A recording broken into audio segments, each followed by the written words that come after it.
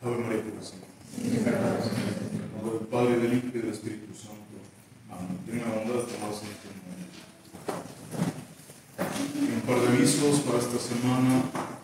Gracias a Dios, queridos fieles, y a sus aportaciones.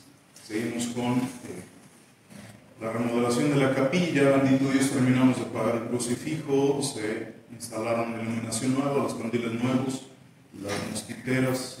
Dios mediante. Siguen las bancas, seguimos con la pared ahí de la entrada a un lado de las escaleras para ubicar, reforzarlo y ubicar ahí el lavabo para el sanitario de los caballeros. Seguimos con la fachada también, para lo cual, para estos proyectos que redundan en la gloria de la casa de nuestro Señor, en la dignificación de su casa, en la comodidad de ustedes también, les suplicamos que sigan aportando, queridos fieles. Ahí en la entrada está el cepillo, la alcancía.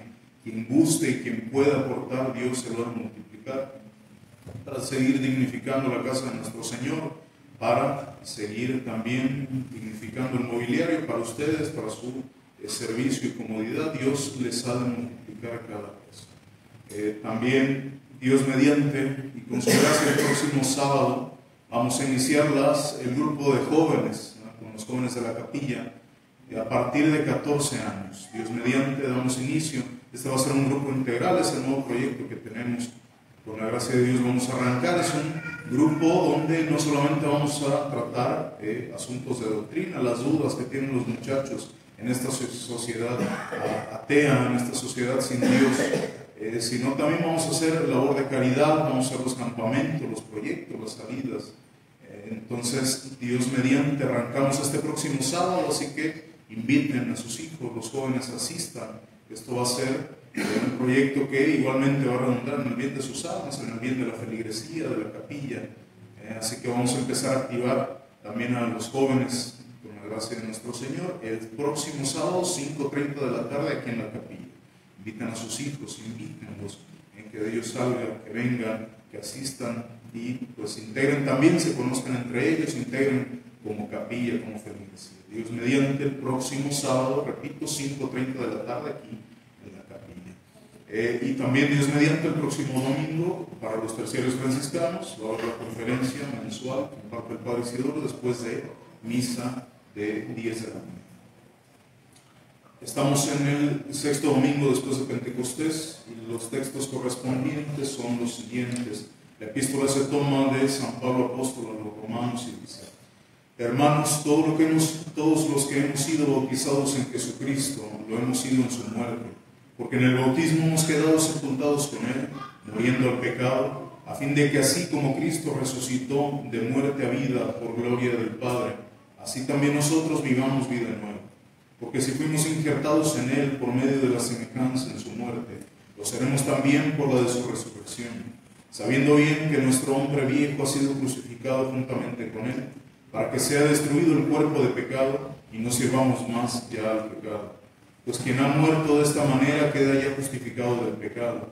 Si estamos muertos con Cristo, creemos que viviremos también juntamente con Cristo, sabiendo que Cristo, resucitado de entre los muertos, ya no volverá a morir. La muerte no tendrá ya dominio sobre él, porque lo que murió, murió para el pecado una sola vez, mas lo que vive, vive para Dios. Así también vosotros considerad que estáis realmente muertos al pecado y que vivís ya para Dios en Jesucristo nuestro Señor. El Evangelio se toma de San Marcos y dice lo siguiente: En aquel tiempo, habiéndose juntado otra vez una inmensa turba en torno de Jesús, y no teniendo qué comer, llamó a sus discípulos y les dijo: Lástima me da esta multitud, porque 3 días hace que me siguen y no tienen qué comer. Y si los envío a sus casas en ayuno, desfallecerán en el camino, pues algunos han venido de muy lejos. Y sus discípulos le respondieron: ¿Quién será capaz de procurarles pan abundante en esta soledad? Y les preguntó: ¿Cuántos panes tienen? Respondieron: 7. Mandó entonces a la gente sentarse en el suelo, y tomando los 7 panes, dando gracias, los partió y dio a sus discípulos para que los distribuyesen entre las gentes. Y se lo repartieron. Como tenían algunos pececillos, bendíjolos también y mandó distribuírselos. Comieron hasta saciarse, y de las sobras recogieron 7 cestos, y siendo los que habían comido como 4,000, los despidieron. Escuchamos hoy, queridos fieles, en este relato de la segunda multiplicación de los panes, La primera ya la venimos escuchando en el cuarto domingo de Cuaresma.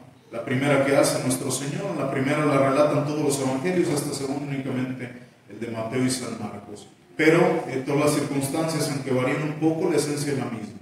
En nuestro Señor iniciando su predicación se junta una turba en torno de Él. Muchísima gente se agolpaba para escuchar a nuestro Señor y le sigue. A donde va Cristo le sigue la gente. Y toda esta gente que no quiere que salga una sola palabra de la boca del Salvador sin que su corazón la reciba.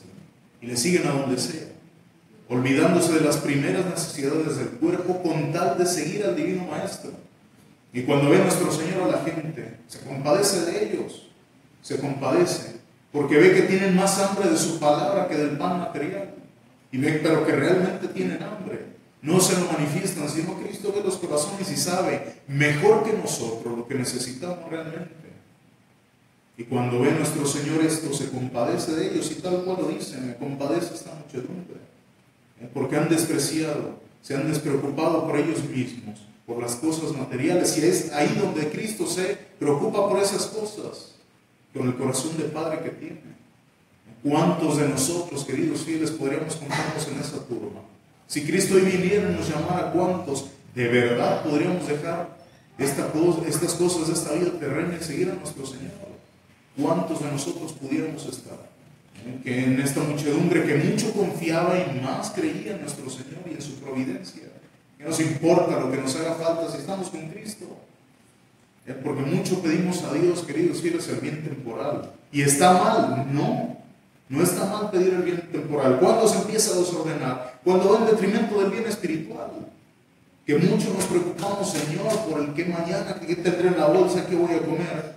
Y nunca me preocupo porque mi alma recibe el pan de los ángeles. Ahí está esa disconformidad, que no sirve de nada que alimentemos el cuerpo cuando no alimentamos el alma. De nada sirve este cuerpo que se va a podrir, que va a ser alimento caro, data verbibus, alimento de los gusanos, carne dada a los gusanos, cuando el alma se está muriendo, cuando el alma trasciende el camino.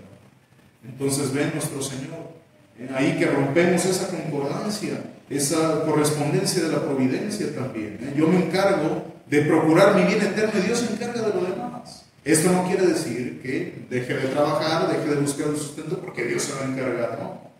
Es primero buscar las cosas de Dios, el bien de mi alma, y secundariamente buscar con la gracia de Dios y con su providencia que Dios mande el sustento necesario. Y ojo, esto es importante, el sustento necesario. Porque la providencia nos va a dar, queridos fieles, lo que necesitamos. A veces un poco más, pero básicamente lo que necesitamos. Empieza la ambición del hombre y empieza a desear lo que no necesita y a querer lo que no le hace falta realmente. Y a crearse esa necesidad y rezongar: ¿por qué Dios no me manda esto que le pido? Porque no lo necesitas.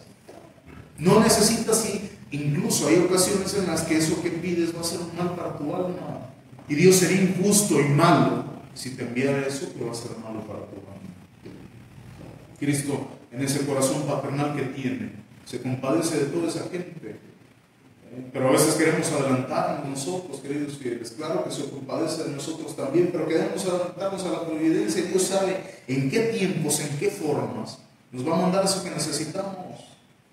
Pero ¿qué pasa? Nuestra ambición, nuestra desesperación, nuestra inquietud puede más en nosotros mismos que la providencia, y nos adelantamos y le quitamos a Cristo, le quitamos a su divina providencia ese trabajo que Él se atribuye, con lo que Él se compromete. En nuestro Señor, cuando ve la confianza de esta gente, se dispone a darles de comer, a alimentarlos. Ya les dio el alimento de su palabra, ahora sigue el alimento del cuerpo, que también es necesario. Y antes de hacer esto, se encomienda a nuestro Señor, a su Padre eterno. Se encomienda, reza a Cristo. Cristo, que era Dios omnipotente, empieza a encomendarse a su Padre eterno. ¿Cuánto y más nosotros, queridos fieles? Para todas las obras, imagínense en esta obra grandísima que iba a ser nuestro Señor. Así nosotros en todas las obras necesitamos encomendarnos a Cristo, encomendarnos a nuestro Señor.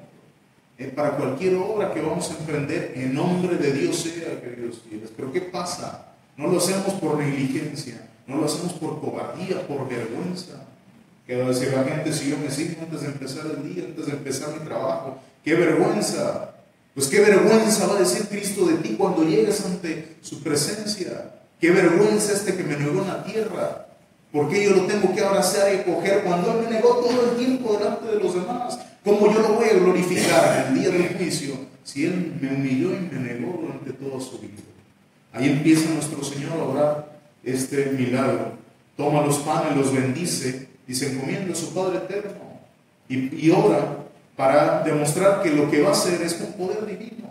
Hace tiempo salía una nota de Francisco Bergoglio que decía, no, es que Cristo no hizo magia. No, este fue un milagro de la caridad. Todos ahí empezaron a sacar de lo que llevaban. Y así se alimentaron 5,000, 4,000 en este caso, 5,000 hombres que no llevaban nada, ni provisiones por seguir al Maestro. Y ese racionalismo del que dice ser el vicario de Cristo, quiere quitarle, menguar ese poder de Cristo. Yo creo en Cristo, en Dios que es omnipotente. ¿Cuál es el problema? ¿Cuál es la dificultad? En que el Señor de la creación pueda tomar la materia y multiplicarla. Ninguna. Porque el que crea la materia está encima de la materia y tiene poder sobre ella. Yo creo en un Dios omnipotente. ¿Cuál es la dificultad de que Cristo hiciera este milagro? Entonces, en la sociedad actual, en el modernismo incluso, que quiere encontrar una causa racional a todo, una causa humana. Ese racionalismo recalcitrante, no, es que no puede ser magia, no puede ser poder divino, tiene que ser alguna razón natural. Todos empezaron a sacar un poco del pan que llevaban. Imposible, incluso físicamente es imposible que se sacien y que sobre de aquello que no tenían. Ahí empieza nuestro Señor a obrar su milagro. Y un milagro, siempre un milagro causa admiración en quien lo ve. Siempre. ¿Por qué? Porque rompe las leyes de la física. Y claro que lo puede hacer aquel que dictó las leyes de la física. Claro que las puede romper si él mismo las creó. Y claro que causa admiración a la gente, sí.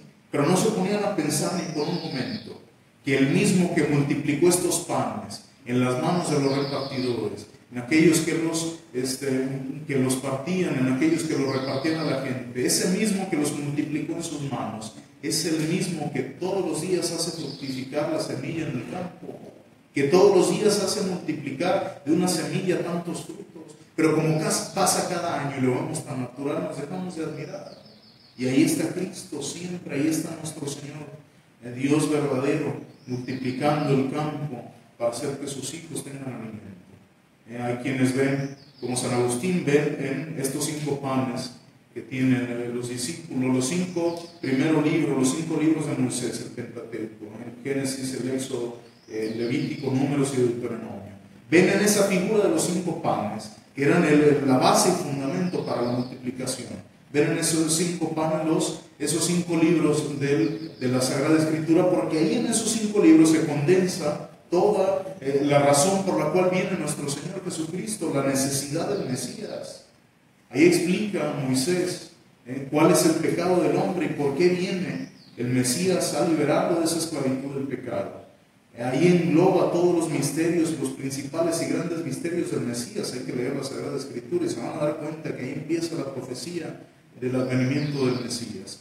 Y ahí lo confirma nuestro Señor Jesucristo, porque le dice a los judíos, no me creen, pero si dicen que le creen a Moisés, pero si ustedes creyeran en Moisés, creerían también en mí. Porque toda la ley mosaica, todos los ritos, todas las prohibiciones, los preceptos, giraban en torno de la venida del Mesías. Toda la fe judía, todos los ritos de la fe judía giraban en torno al Mesías. No tenían ninguna otra razón de ser, sino preservar el pueblo elegido para el Mesías. De modo que cuando llegara lo que prefiguraba todo eso, la figura ya no servía de nada, porque tenían lo que prefiguraban. Tenían a Cristo, tenían el Mesías. Y esos misterios de la ley, que si uno la lee, la Sagrada Escritura, esas revelaciones pueden parecer a simple vista sencillos, en apariencia muy sencillos, pero cuando se van explicando, se van entendiendo, se van expandiendo. Al exponerlos se van expandiendo. De la misma manera en que aquellos panes se acrecentaban al partirlos, en cuando no sufrían mengua, no se acababan, al partirlos nuestro Señor se iban multiplicando y iban apareciendo más en contra de la ley física. Cuanto más los partía nuestro Señor, cuanto más rompía aquellos panes, más panes salían de ahí. El primer milagro, 5,000 almas, 5,000 hombres fueron los que comieron de aquellos panes que rompió nuestro Señor. Los tuvo que romper para que todos se alimentaran y no murieran de hambre. Así, de la misma manera, un tiempo después, nuestro Señor ofrecería su carne sacratísima, rota a azotes en el camino de la cruz, su cuerpo sacratísimo casi despedazado, para romper la cautividad del yugo de nuestro pecado, queridos fieles. Así como rasgó el templo, para que no fuéramos esclavos de la ley antigua, sino para que viviéramos ya libres con la libertad de la ley del Evangelio, con la libertad de la ley de la caridad. Y rompe así nuestro Señor Jesucristo sus carnes, para reparar en nosotros todo lo que estaba roto, todo lo que estaba roto, y así restituirnos a la gracia. En estos 5,000 hombres, ven los exégetas que simbolizan al pueblo constituido por esos 5 libros por la ley antigua, un pueblo, el israelita, un pueblo destinado a recibir al Mesías, un pueblo que tenía hambre, pero no sabía de qué, que necesitaba comulgar el cuerpo de nuestro Señor Jesucristo, pero no lo sabía. Como la sociedad de nuestros días, que tiene un vacío profundo, pero no sabe qué lo llena, que siente una ausencia de algo y una depresión profunda, un vacío en sus adentros y no sabe con qué llenarlo y con qué trata, con los placeres de este mundo, con los placeres de esta vida, revolcándose en el fango, en el lodo de los pecados. Pero el lodo no es alimento, el lodo no nutre, no sabe que necesita a Dios, pero lo necesita. Por eso, queridos fieles, es que ahí ven en esos hombres la necesidad de Dios, y en esos hombres todo ese pueblo que necesitaba recibir a Cristo. Y en esos 12 canastos ven a los 12 apóstoles que se iban a saciar primero de nuestro Señor, para llevarlo a todos los rincones de la tierra. Y en esos 2 pececillos, en lo que le daba sustancia a esa comida, no solo el pan, el pez, la carne del pez le daba sustancia. Ahí ven los exégetas a los 2 principales mandamientos de la fe católica, de la ley divina, el amor a Dios y el amor al prójimo, porque estos 2 elementos le dan vida, eso le dan sustancia a la vida del cristiano en esta tierra. Quiten esos 2 elementos y no somos nada, somos unos farsantes, si no amamos a Dios y a Dios en el prójimo. Es lo que le da sustancia junto con el cuerpo sacratísimo que le da la vida divina al alma. Por eso, bendito Dios, queridos fieles, que se nos dan alimento. Bendito Dios que se ha hecho hombre, porque si no se hubiera hecho hombre no hubiera tomado carne, y si no hubiera tomado carne no tendríamos este sacramento del altar. Sería el pan protestante y el jugo de uva protestante lo que comulgáramos aquí, pero Cristo se hizo hombre por ti y por mí. Por eso vino al mundo. Y como lo hizo aquel día, queridos fieles, se sigue compadeciendo de nosotros, de esta muchedumbre, de los hijos que tenemos hambre de su cuerpo y de su sangre, y que también en ocasiones tenemos hambre del pan temporal, viendo cómo perecen las almas tan hambrientas de Él y tan ignorantes de que le necesitan. Y a veces esa compasión del buen Dios le obliga, Él le pide, le suplica que nos mande, sí, el pan temporal, el sustento, pero a veces Él, viendo y conociendo nuestra alma, sabe que necesitamos de otras cosas, de pruebas, de dificultades, de enfermedades, de problemas.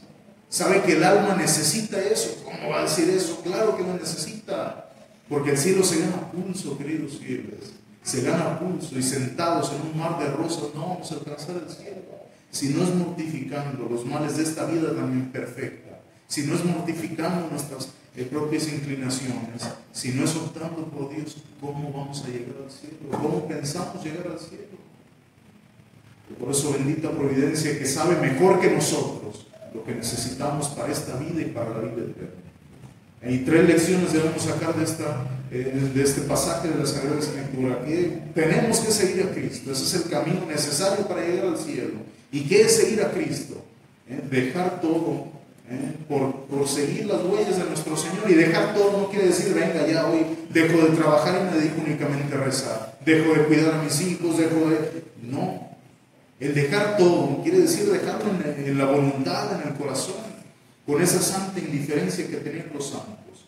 ¿En qué consiste? Que me importe un comino si hoy vivo en riqueza y mañana en pobreza, si hoy tengo y mañana lo pierdo, o si hoy tengo salud y mañana enfermedad, si hoy estoy aquí o allá, si tengo todo y tengo nada, no me importa, porque lo he dejado todo en las manos de nuestro Señor, y el mejor lugar no puede estar.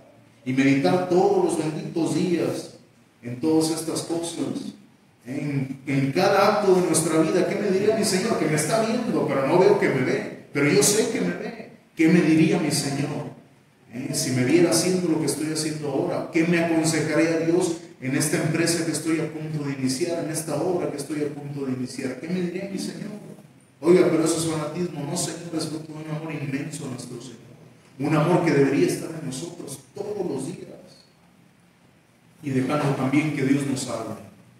Dejando que Dios nos hable. Y Dios habla cuando nosotros callamos. Hay que pedirle, claro que sí, hay que suplicarle, pero hay que dejarle hablar también. ¿Cómo? En la Sagrada Escritura. Hay que leer la Sagrada Escritura, meditarla y hacerla vida. En una lectura piadosa nos habla nuestro Señor. En la meditación también da luz a la razón para entender la voluntad de nuestro Señor. Porque si nunca nos sentamos 10 minutos, señores, a meditar en la bondad de nuestro Señor, en lo que quiere Dios en mí, no nos vamos a santificar. Ténganlo por seguro. Quien no se aleja un momento del mundo para reflexionar cosas del cielo, nunca se va a salvar. Es imposible que se salve.